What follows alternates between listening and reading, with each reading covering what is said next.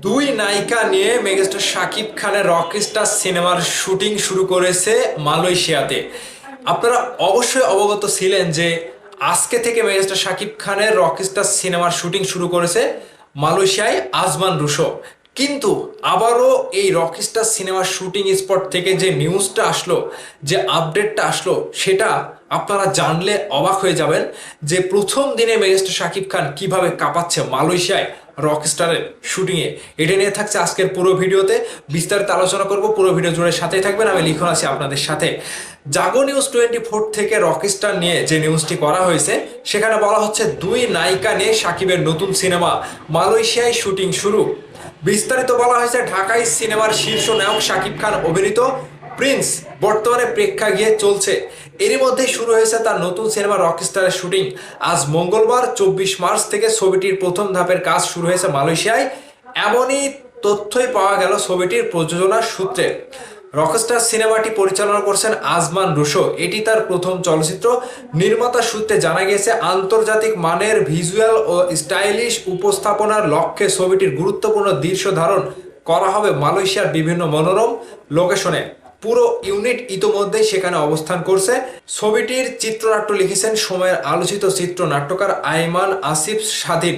গল্প, নির্মাণ শৈলী এবং শাকিব খানের নতুন লুকে নতুনত্ব আনার চেষ্টা করা হচ্ছে বলে জানা গেছে। রকস্টার ছবিতে শাকিব খানের বিপরীতে থাকছেন দুই নায়িকা। প্রধান নায়িকা হিসেবে দেখা যাবে সাবিলা নূরকে এবং অন্য একটি গুরুত্বপূর্ণ চরিত্রে অভিনয় করবেন তানজিয়া জামান মিথিলা, যাকে আপনারা দেখেছিলেন।